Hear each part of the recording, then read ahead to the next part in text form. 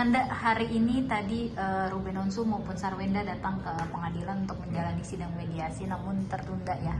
Tapi keduanya akhirnya sedikit bicara. Ada sedikit kata Ruben bahwa ini berdampak buat anak-anak mereka. Kalau Kananda melihat ini gimana sih? Ya pasti berdampak buat anak-anak. Makanya dari awal kita semua kan mengingatkan bahwa kalau memang sayang sama anak-anak, sebaiknya menahan egonya satu sama lain gitu. Karena pasti nanti yang paling ngerasain itu anak-anak.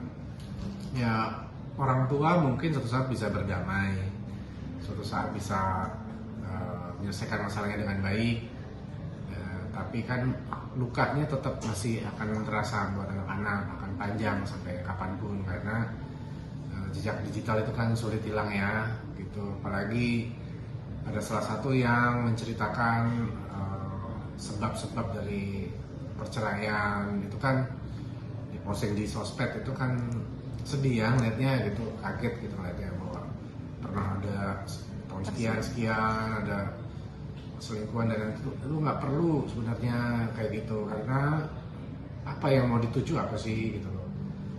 Ingin membuat citranya lebih baik dari mantan pasangan juga buat apa, kan sudah bercerai juga ya. Jadi ya kalau memang benar-benar sayang sama anak-anak, kurangin lah postingan-postingan atau statement yang bisa melukai perasaan anak-anak gitu. Kananda, tapi menyayangkan gak sih ketika ibunya anak-anak ini kan memposting beberapa poin ya, pada intinya adanya perselingkuhan di 2017 dan diulangi lagi. Menyayangkan gak sih akhirnya Sarwenda berani untuk men-speak up itu di sosial media? Ya gunanya buat apa ya posting sebab-sebab konflik-konflik dari masa lalu rumah tangga yang udah selesai juga rumah tangganya, udah bercerai juga.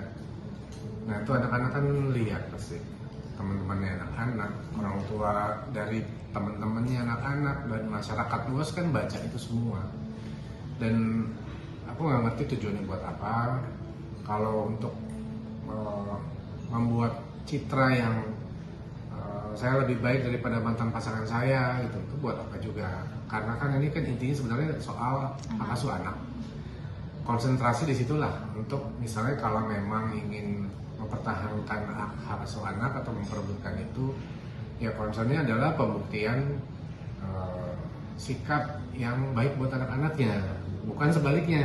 Ini kalau kayak begini kan jadi kayak pertentangan ya, ingin selalu bilang semua dilakukan demi anak-anak karena sayang sama anak-anak, tapi apakah bijaksana memposting hal-hal yang sudah lewat dari masa lalu rumah tangganya, dan itu berdampak pasti nggak baik buat anak-anak gitu. Tapi sepengetahuan Kananda, emang benar nggak sih, maksudnya Ruben Onsu ini juga pernah berselingkuh di 2017 gitu? Ya, aku sih nggak pernah tahu soal itu, dan juga kalaupun iya pun gitu ya, apa gunanya dibahas sekarang ya? Karena itu udah masa lalu zaman dulu ya. Ya mungkin apa ya, kita hargai masing orang yang sudah memutuskan untuk tidak lagi berumah tangga gitu kan. Mereka masing-masing punya alasan, masing-masing pasti punya kelemahan juga, punya kelebihan juga gitu. Cuman udah momennya udah nggak pas lagi untuk bongkar-bongkar aib masa lalu gitu, buat apa gitu kan.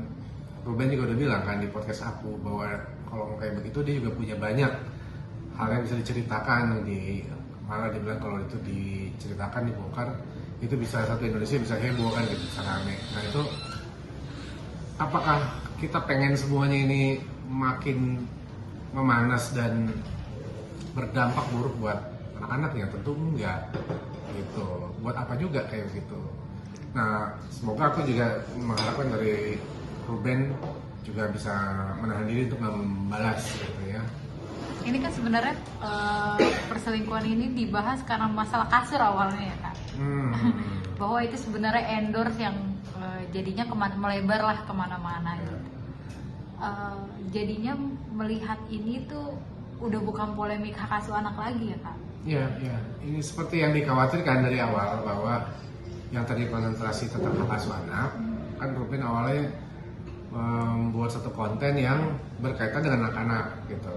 Ini ada satu hal yang membuat dia nggak nyaman karena itu ada kaitan dengan anak-anak situ. Dan akhirnya kan benar jadi melebar kemana-mana.